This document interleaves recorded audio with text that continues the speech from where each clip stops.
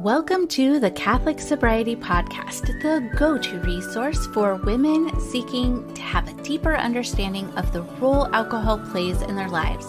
Women who are looking to drink less or not at all for any reason. I am your host, Christy Walker. I'm a wife, mom, and a joy-filled Catholic, and I am the Catholic Sobriety Coach, and I am so glad you're here. Unforgiveness can keep us stuck and stagnant. It can keep us believing lies about ourselves and others. Unforgiveness can even prevent us from growing in faith and hearing God's voice. Forgiveness isn't easy, though, and there are a lot of misconceptions about what forgiveness is and isn't. And that is why I am so delighted to welcome my guest today. Dr. Carron Silva is a Catholic wholeness coach and retreat presenter. She helps women who have experienced complex trauma interrogate negative thoughts and false beliefs that they hold about themselves and create new, honest, and authentic perspectives that serve them well. A South African native, Dr. Carron's rich cultural, educational, and historical context lays the foundation for someone who thrives in service to others. As a retreat presenter, she advocates for healing trauma through forgiveness using poetry, song, scripture, and the Catechism of the Catholic Church. Dr. Carron is an empty nester, entrepreneur, mom to adult children, and wife of 30 plus years to her husband, Steve. That's amazing. Congratulations on that as well. Welcome, Dr. Carron. It's a blessing to have you joining me today. Thank you for having me. It's a pleasure to be here. So why don't we just go ahead and get started with you sharing a bit about yourself and your story and how you became a well-known advocate for healing through forgiveness. Yes, I was born and raised, like you stated in my bio, in South Africa under the apartheid system. And for anyone who doesn't know what that means, it's a caste system based on simply the color of your skin. And as a woman of mixed race, we were classified as colored, which relegated us to second-class citizenship. And if you think about all the races that were identified in the country sort of on a ladder, we were second from the bottom. So you had your Africans, the black, dark-skinned people, and then myself being a part of the colored race, having mixed ancestry. And then you would have the Indians who were brought to South Africa to work on plantations. And then you had the Europeans or the whites, they were on top. And so you can imagine that my entire life was designed around my identity as a person of color. And being denied my human rights caused us as people to be displaced within our own country. So on my mother's side, their entire livelihood was destroyed. And they ended up living in a ghetto in South Africa, it's called a township, in these, what they would call in the United States, projects of substandard housing. And at the time, my parents were both unemployed. And so they gave me to my grandmother, who had been displaced twice and had raised a very large number of children. The government had declared the Race Classification Act, which split families apart because they identified which could qualify as white and which people could qualify as colored and which people would qualify as Black. And so a lot of parents to give their children the opportunity to have a better life, encourage their children to register themselves as white. And so it tore the whole family apart. And so that's how I started my life, is in this family where I was given to my grandmother because my parents couldn't afford to raise me at that time. in a place that was extremely violent and experiencing violence in the home and violence to my body and growing up with that under that political terror. So you can see, I'm just painting for you the picture of how much forgiveness I have had to work through. And it wasn't until I actually wrote a book in 2021 called With You Always, A Journey with Jesus, because I believe that the Lord was always there. I had models in my life of people who were very faithful. My grandmother was a very faithful believer, and she kind of laid that foundation for me as a believer. And I wrote this book, and then I was asked by a priest, our parish priest, to present a retreat shortly thereafter. So during Lent of 2022, I presented my first forgiveness retreat. And that forgiveness, the theme of forgiveness came to me as I went to adoration and just sat there and said, Lord, you asked me to do this retreat. What do I do it on? Mhm. And he just gave it to me. And he said, look how far I've brought you. This is your message. This is what you need to talk about. And he gave me everything. He gave me the entire outline. He gave me the stories that I was going to use from my book.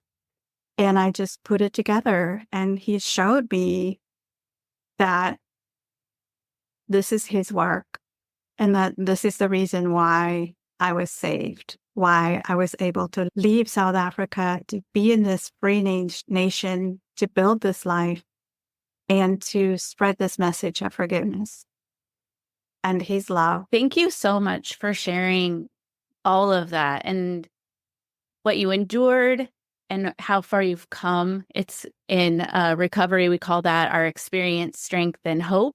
And I see that woven throughout your story. And what a gift that your grandmother gave you of faith and your willingness to not just hear the Lord's voice, but your obedience in doing exactly what he was asking you to do. And look at the fruits that have come from that. And I truly believe that our experiences and our healing, or at least in the process of healing, because, right, it's a lifelong process of healing, we just want to give that to others like the Lord has given it to us for his great glory. Yes. So, how do you approach helping individuals who struggle with forgiving themselves? That is something that it was, for some reason, for me, it was easier to forgive other people than it was to forgive myself, even after availing myself of the sacrament of reconciliation over and over. How do you help other people who have that similar problem? We don't heal everything all at once. The last person to forgive is yourself. And what I've learned is that to go in and really be self-compassionate. And to be self-compassionate, and this is my philosophy, is to zoom out and to look at the context within which you made whatever decision or whatever happened to you. Because the more you can see the broader context, the more you can start developing compassion and empathy for that part of you. Because it's not the whole of you. That part of you that either was victimized, or you were the victimizer, or you did the self-harm. And I start there. I start with, let's look at what were the circumstances? What were your thoughts then? And what are your thoughts now? And let's find the facts here. What's the truth?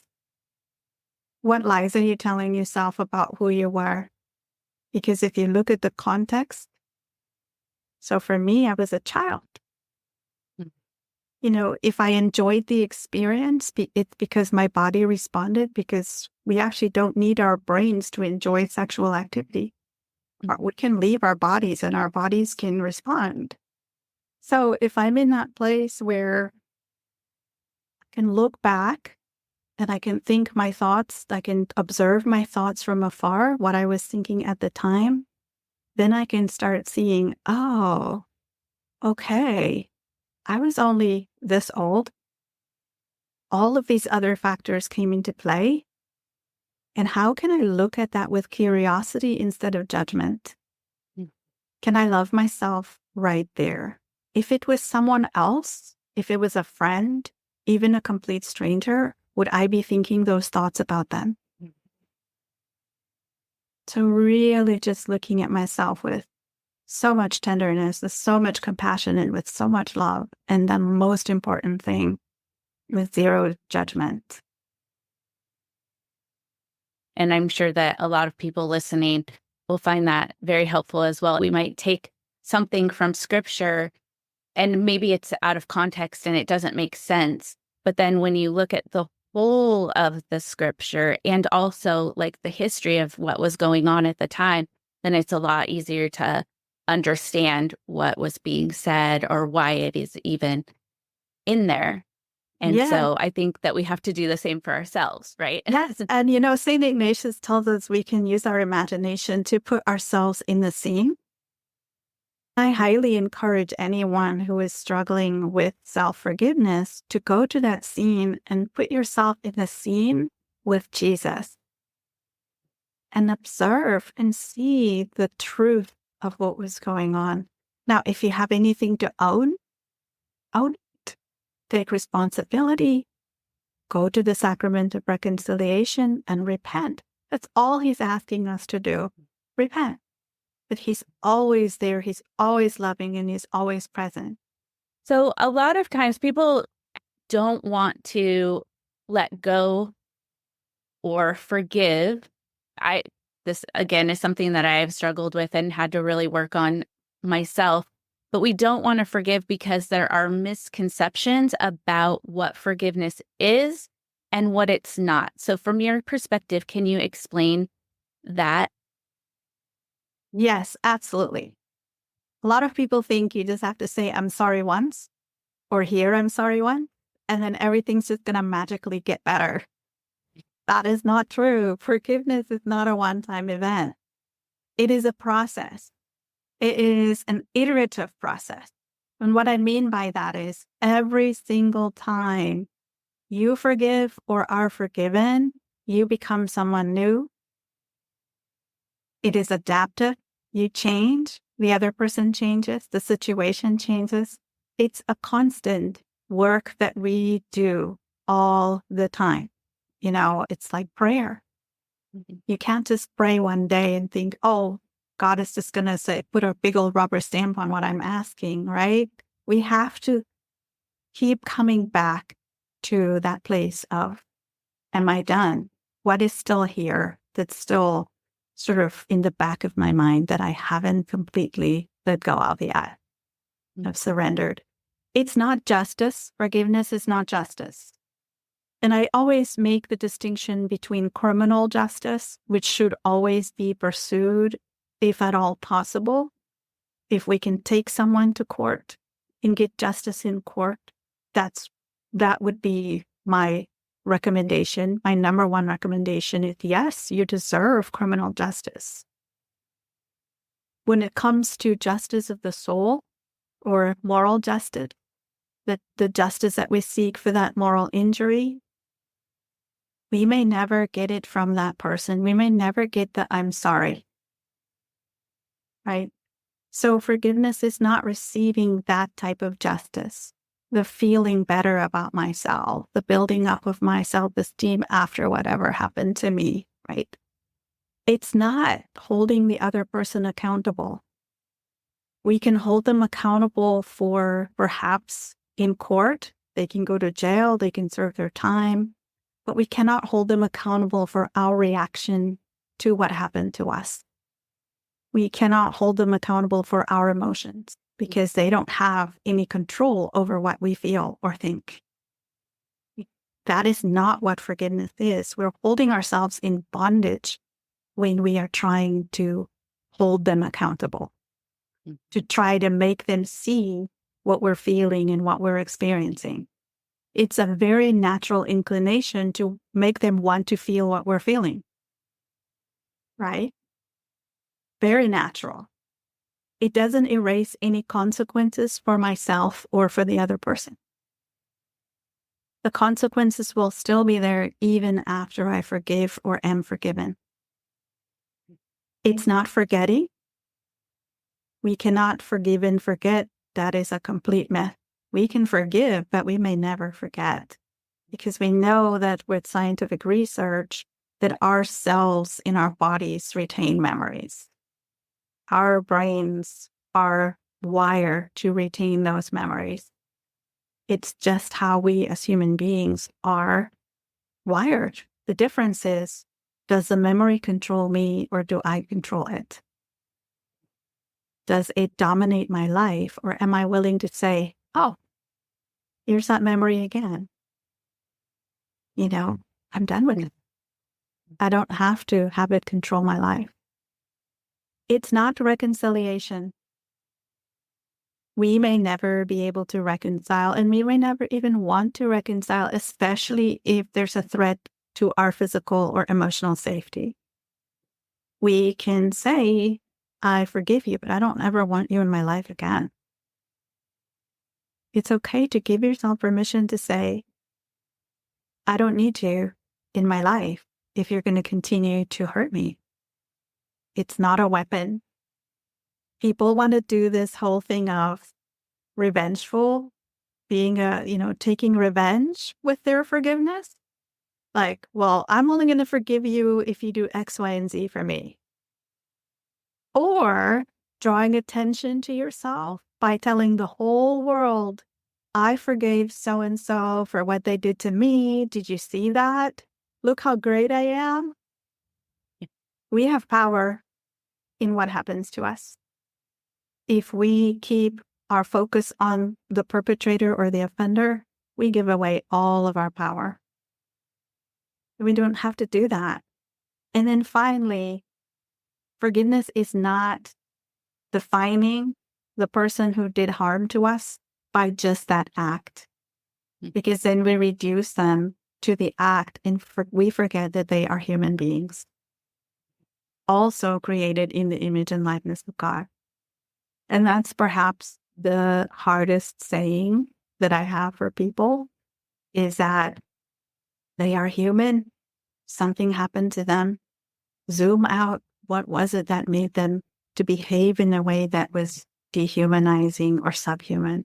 Something happened there, because when they were born, they were a naked baby just like you, just as vulnerable as you.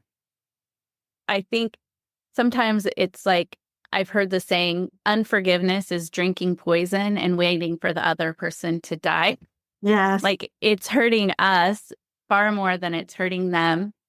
And I'm glad that you also talked about, I love little children and their innocence. And every time I look at them, I think of just how much God loves them and how trusting they are and everything. And then I have really taken time to look at people in my life that have harmed me or caused, trauma, and remember them as a child. Like, they were that person. They were innocent. And like you were saying, there were things that happened to them that caused them to be that way. We're not just born that way. It's a lot of times our own hurts and our own traumas. I've heard wounded people wound people, but healing people heal people. And that's something that has helped me in my journey toward forgiveness as well. And then I also so much appreciate that you mentioned that forgiveness doesn't mean reconciliation, because there are situations where it would be very dangerous to reconcile or have that person in your life.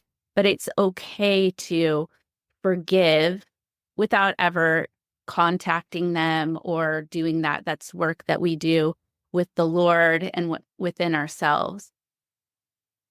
On that note, what if the person that you have to forgive is someone that you love very much and you actually don't feel animosity towards, but you know that there are things that you do need to forgive? Does forgiveness mean that you don't love them as much as you think you do? No, I don't think forgiveness has anything to do with feeling. Mm-hmm. Forgiveness is an act of the will, just like love is an act of the will. We may experience a range of emotions around the event that happened, and we can process those emotions. There's a lot of protocols that you can use to process your emotions with Christ and to allow Him to heal those parts of you, to go really deep inside you.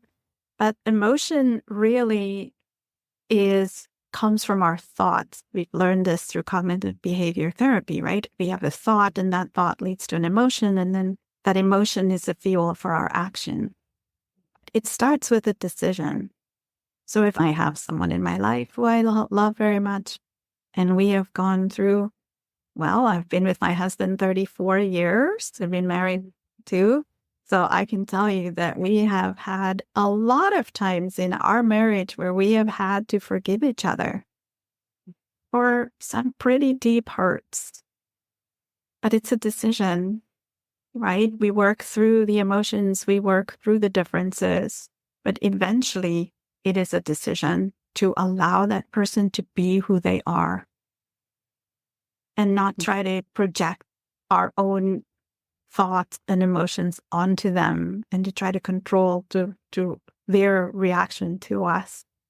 And I'm still a work in progress every day. It is so freeing, and it does remove obstacles. I've seen it with my clients before. Just all of a sudden, they didn't even realize that they were holding on to this unforgiveness and that it was creating such a roadblock for them. Yeah. And then as soon as they forgive, and like you said, it's a process, but once they realize, I do need to forgive and I can forgive. And like you said, forgiveness is a verb, right? It's an action. It's not a feeling. Once they take that action, it's like a big boulder being removed or weights off of their shoulders. And then they can start to move forward Yes. toward healing. I think it opens up space for grace to come in. Oh, yeah. For the Lord to infuse that grace. If you're a married couple, that, your sacrament also allows you to receive that grace. If you're a single person, that grace is still available to you.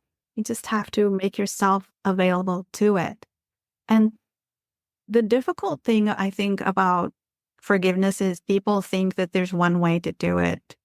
There's more than 7 billion ways to do it because there's that many people on the planet, right?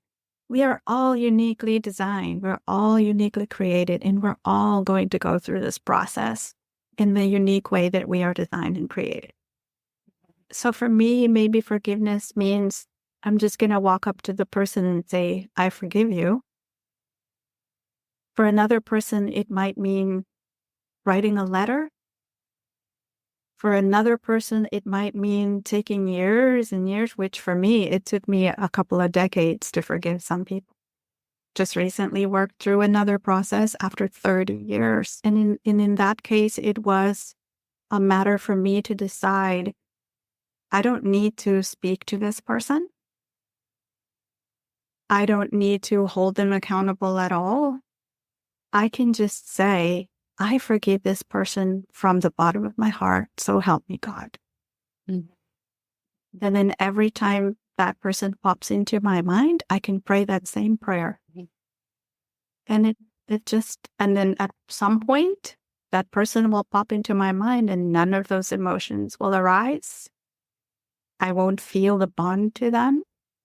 And I will experience that interior freedom that I've wanted.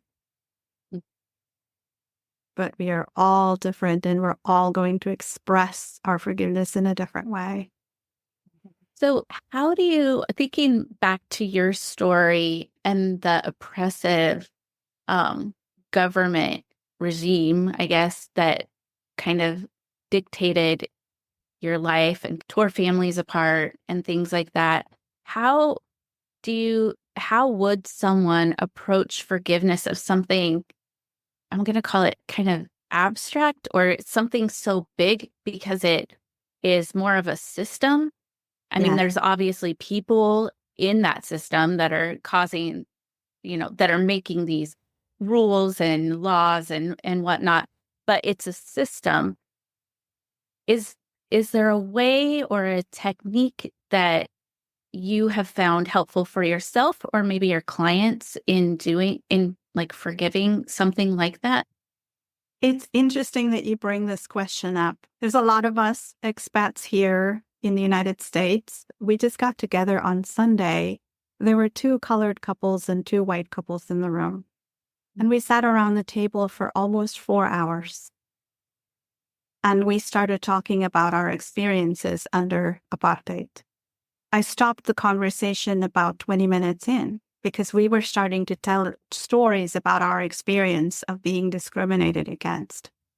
And I asked the white couples, are you okay with us talking about this, talking about our stories?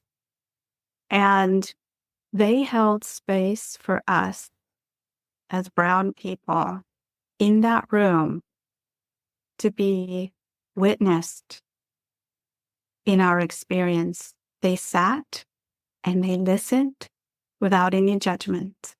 Mm. It was an incredibly beautiful experience to come to that point where we can be in the same room with each other after almost 30 years and for them to receive our pain. Mhm.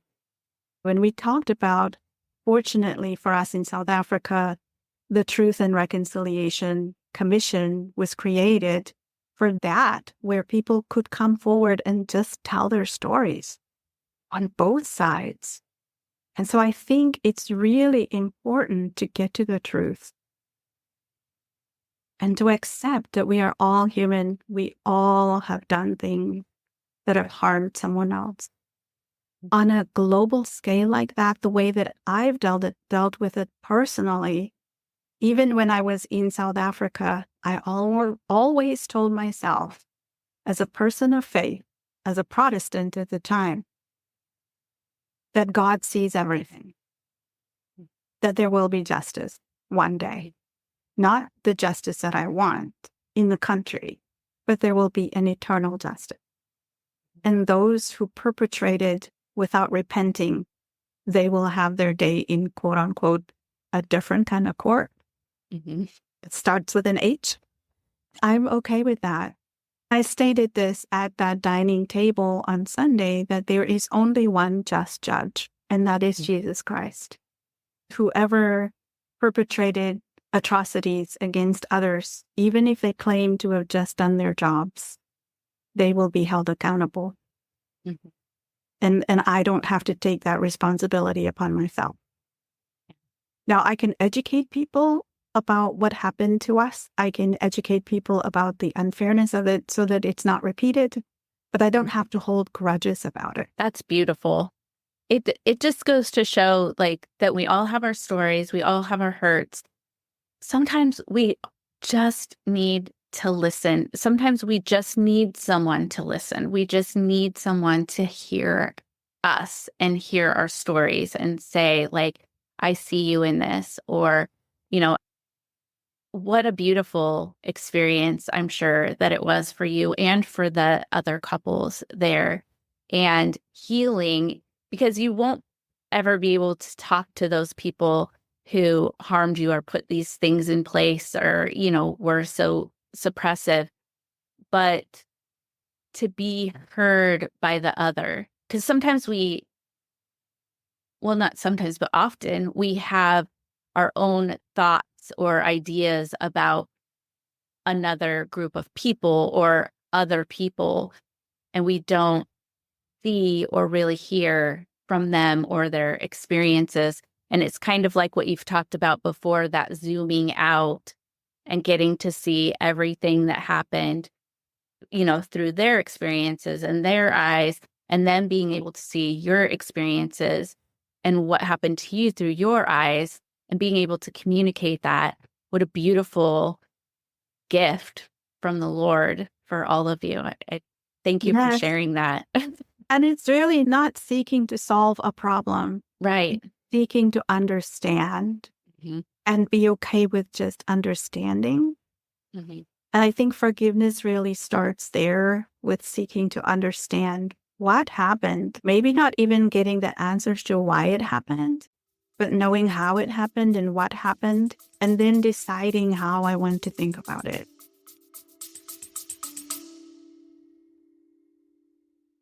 Right now, alcohol feels like the only way that you can cope with the stress of motherhood, social pressures, and maybe even fit in with your group of friends. But you're starting to realize that it's leaving you feeling ashamed, disconnected, and maybe even out of control. Imagine if you could wake up each morning feeling at peace and proud of the choices that you're making and free from the pressure to drink, whether that's at home or in social settings. And that, my friend, is where my 5-day sacred sobriety kickstart comes in.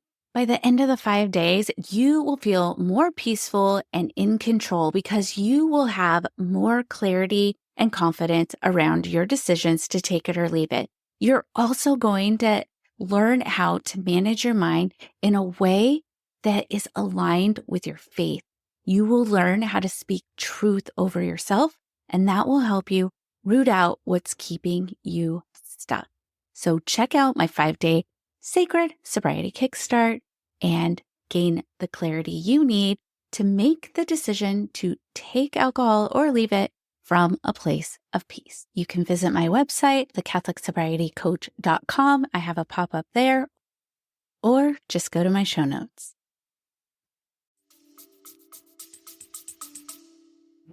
So from your perspective as a wholeness coach, how does unforgiveness or forgiving affect our mental and our physical, well, actually, let's say our mental, physical, and spiritual health? Yes, I'm going to speak from my own experience because I don't want to speak for my clients. In my own experience, I was diagnosed. I came to the United States at age 23. And shortly thereafter, actually, we were going through our marriage prep. That's when everything kind of fell apart. All of my trauma came full force. And I went into therapy and I was diagnosed with post-traumatic stress disorder. And later on, as I became more aware of the complex nature of some traumas, you know, if we look at myself, the political terror, I had sexual abuse, we were beaten by our teachers in school Mm. almost every day. Just experiencing that and then experiencing the political violence on the streets and seeing that when I was a teacher, my first year as a teacher, some of my students were shot with buckshot, so going and finding my students and making sure that they got medical care and those kinds of things, that's a lot of trauma to deal with for one person. Now, collectively, that's a lot of trauma. Mhm. There's unforgiveness woven into the trauma because we resent the people who did those things to us, even if maybe it's not something that they've done to us, but something that they've spoken or said to us, right? Being called a baboon on the street, which is what happened to me. I was called a baboon once and being teased for looking like one and all of those kinds of things. And so those instances where your heart is hardened, it stays with you for a long time. And that turns to rumination. And I always like to say that rumination is the playground of the devil because that's where he enters. So forgiveness is really a spiritual battle. And if we slow things way down and we really look at what's happening in our minds and how mental illness can creep in, they're twins. Unforgiveness and rumination, they are twins. They will wreak havoc on your mental health, which then affects your physical health. And I have had to deal with physical health issues for the last 25 years. At one point, I was almost completely bedridden. And I realized that they have now proven that trauma can manifest itself physically in the body. And then if you don't have a faith light, can you imagine how lonely that is? How isolating that is? How sad that is? Fortunately for me, I've had a lot of detours, but I've always come back to my Christian faith. And becoming Catholic, it was like coming home for me. And I wrestled with Mary for a while, but really and I did a podcast episode on this, the spiritual bypassing, how you can use your religion like a drug. I did that for a while. My religion became my drug. The rosary was like my alcohol. I was just like constantly praying the rosary all day long. And I didn't really even believe in Mary at the time. Like I didn't even believe in Marian doctrine. But somebody told me it works. And I was like, okay, I'll try it. And yes, I received the graces in spite of what I believed. I received those graces of healing. And so over time, the Lord started showing me a different way to look at my situation. And like I said, he started showing me the context. And what I realized was that I was doing the same thing that the South African government was doing to us. I was dehumanizing them by only looking at what they did to me and not seeing them as human beings created in the image and likeness of God, just like me. My first perpetrator was a male relative who sexually assaulted me. I called him a monster for almost 30 years. Mm-hmm. And it wasn't until I started looking into his story. He was in my family. He was just a little kiddo when the government first declared his area where he was growing up white. And they had to sell off everything and move. And the family was split apart. And he was the 12th of 14 children. Mm. Then the government declared the next area white, and so they had to move again. And so he never had safety in his life. And alcohol was his number one drug. And when he was drunk, he became this monster. And I feel so much empathy for him now. And I pray that the Lord will have granted him the grace to go into heaven. I hope to see him there someday. Mm-hmm. I don't know if he ever repented, but I hope to see him there someday. That's beautiful. It reminds me of Saint Maria Goretti, right? She prayed for the man that murdered her on her deathbed, and it changed his life. And I know that our prayers, we can give our prayers now and hope that God knows that we're going to pray for that person. So I just always think if I pray for that person now, then maybe when that time happened, they have those graces from our prayers currently. Because everything present time for the Lord. Yeah. Present time for him. And also, I have cousins. He was a father. And the thought that I could think of their father in this way was just appalling to me. Mm-hmm. It made me think about how I was sinning in my unforgiveness, the judgments that I was passing on someone's soul. It made me really take a step back and go, wow, Mm. This is not who I want to be. I don't want to be that person. Right. Right. But Yeah. also having compassion for yourself and Yes. knowing why you did for so long too. Yeah. I think it's full circle the way that you explained it all to us, because yeah, it's not just, we can't just kind of focus in on one thing. I No. just love how you just keep saying, like, zoom out and see the whole picture. And then we can be non-judgmental and very compassionate with ourselves, but also have empathy for the other. And I think that's where that we're able to have that strength to take that action of forgiveness. Plus, obviously, all of God's graces pouring into us, just enabling us to do just that. And so many times we try to self-medicate instead of forgiving. We want to hold on to that so hard that then we try to self-medicate with like substances or things or food or, whatever it is, so that we don't have to feel it, so that we don't have to think about it. When it comes up, we just, try to stuff it down or drown it out with other things. But taking it out into the light, looking at it, it's not pleasant in the beginning, but once you shine that light on it, it's a lot easier to forgive or to deal with it, because it's lost some of its power. It's Yeah. lost some of its hold over you. Yes. First thing I say is you take yourself where you go. You can't run away from yourself. Right. You can't run away from your experience. So the more you try to run, the more you catch up with yourself. Right. The second thing that I say is it has to go somewhere. If you don't deal with it, you're inevitably going to pass it on to someone else. Mhm. And do you really desire to do that?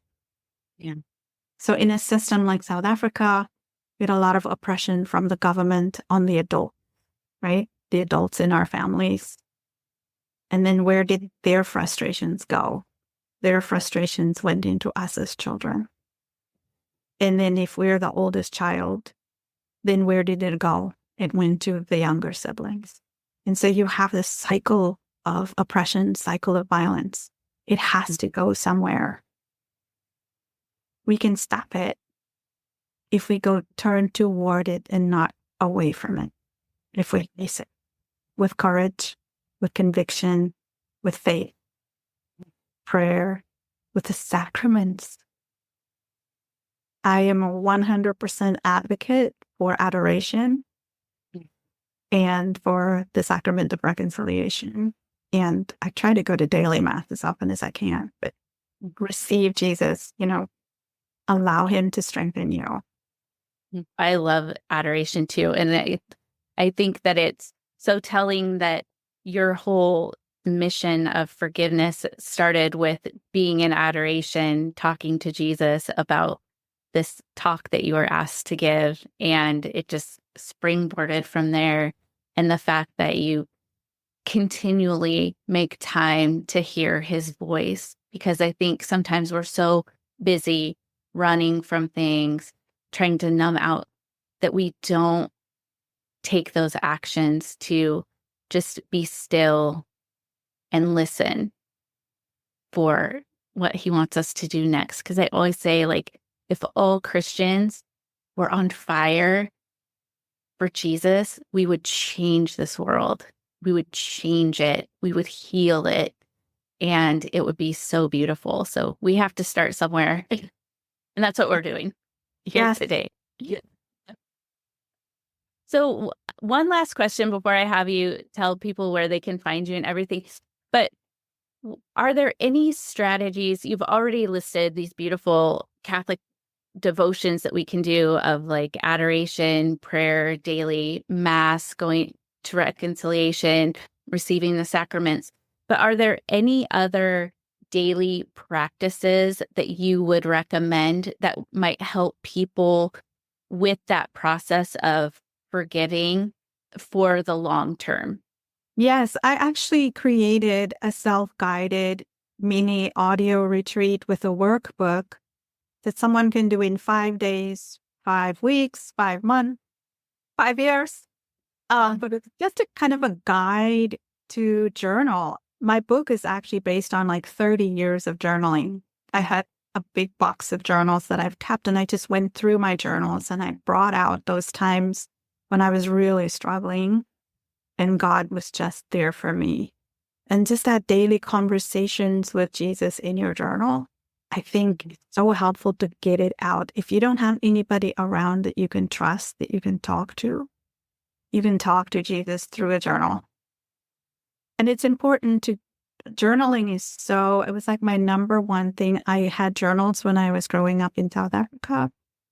I was like one of the rare people who actually put my thoughts on paper. Mhm. I was able to release a lot of tension that I held inside myself, a lot of judgments. Even when I was going through therapy, it was recommended that I use my non-dominant hand for some of my journaling. And so the wounded child had a voice. So I have some funky looking journal pages. When my children were little and we would sit around the table and I would actually pass my journal to them and give them a pen. So I have like journals where I have little scribbles from my children. They were little. And so just those, now when I look back, I think about those moments of the Lord giving me that love through my children. Journaling, I would say, is really, really important. Also identifying in those journals, like going back and looking at how did God answer my prayers? And to recognize where those footprints, those Jesus sightings, someone said to me, you got to look for those Jesus sightings. Look for those footprints of the Lord in your story. I would highly recommend journaling.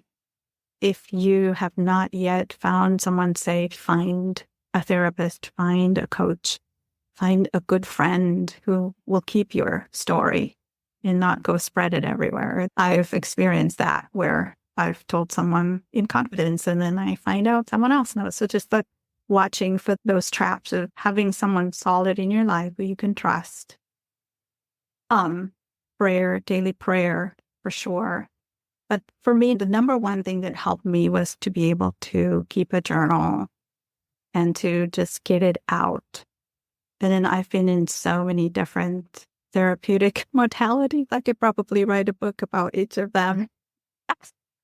Back before I was like super Catholic, I veered off into all kinds. I was so desperate, I was so desperate. And I had to work through a process of forgiveness for going into some modalities that were like, opening the door to more influence. I had to work through that as well, just allowing myself to be drawn into healing modalities that were not of God.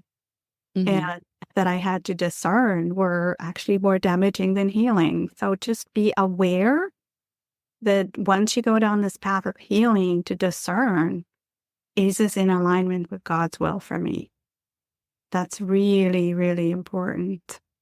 Mhm. Yeah, that is so important because I know I did that too. What I've learned through some of my schooling that I've been doing through Encounter School of Ministries is that I did open the door to the occult by some of the new age practices that I was doing. And what I was doing when I was doing that is like saying, yeah, God, I believe in you, but I don't think you're powerful enough to do this. So I'm just going to do these other things over here just in case, like you won't come through for me on this. Yes. And but like you said, we are just so wounded and hurting that we're seeking healing anywhere that we can find it. Like, oh, that sounds good. I'll try that. Oh, that sounds good. I'll try that.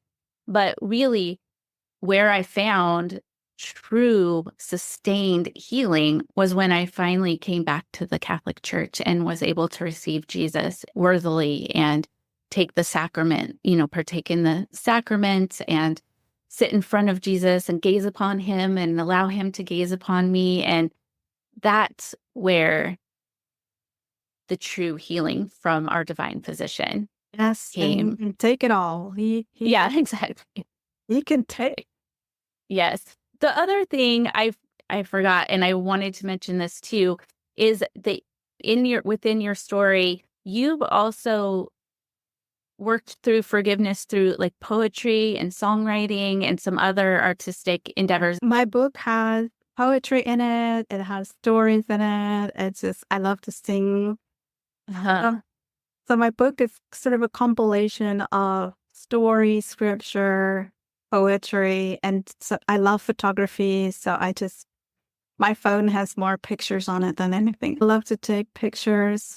So yes, I do write a little bit. My journaling, a lot of my journaling in adoration comes out as poetry. Mm. So I'll take my journal and I'll sit there and I'll just, the Lord gives me a poem here and there. So Yeah. I love doing that. And so when I do my retreats, I'll share some of my poetry or I'll just break out in song or try to keep it. I'm a sanguine, so I try to keep it fun. Yeah, I am too. So It's a heavy I like all that. topic, It forget is. heavy topic. And then you don't want to depress people or traumatize them. So I try to keep things light. Yeah. No need to be sad all the time. Mm-hmm. Oh, absolutely. I know I kind of feel that way sometimes talking about sobriety or not drinking or drinking less or whatever. It's like, I'm not the most popular person at a party, but I try to Yeah. keep things I fun. would So actually, can I read you the yes. that I wrote that I received in adoration? Oh, that would be such an honor. I think this was in 2021. It's called Undoing Eve. Undoing Eve, give me a moment to grieve. I'm undoing Eve, the woman that was me. I write an elegy, the death of a memory of me lost in concupiscence. Gone is my innocence. Give me a lifetime to celebrate Mary, the one I desire, the one who inspires to reach higher and higher, inward, outward, and upward, my light shining brighter and brighter. Nightmare in Eden, undone by the Queen of Heaven. Striving for humility, I increase my ability to rewire my mind, undoing past binds, jumping off point to impossible dreams. I'm undoing Eve until I am free. Ah, that is so beautiful. The imagery that was coming to my mind when you were saying that was just remarkable. That was beautiful. Thank you so much for sharing that with all of us. I appreciate it. You're welcome. So if you don't like journaling, like I have some clients when I recommend journaling to them, they're like, that sounds like the most horrible thing ever. But we all have some sort of creative outlet. So if you can put it into writing or taking beautiful photos of God's creation or things you love, or expressing it in art or crafts or whatever it is, I think God just takes it all. And if it's meaningful to you, it'll be meaningful to him. Yes. So my latest thing is baking sourdough bread. Oh, I do too. I just got into that too. I love it. Yes. Any form of creative expression, and I advocate for all of that. Yes. Dr. Carron, thank you so much for being here. So I know that people are going to want to know more about where they can find you. Probably, I will put a link to, or it's on your website, I think, that retreat that you were talking about, the 5-day Yes. retreat. Okay, so I'll put a link to your website and anything else. But yeah, if you just want to share with the people anything that you have going, where they can find you and all of those good things. Yes, thank you so much. I will be speaking at the Catholic Women's Conference on July 27th in San Antonio, so they could just look that up online and register. It's really reasonably priced.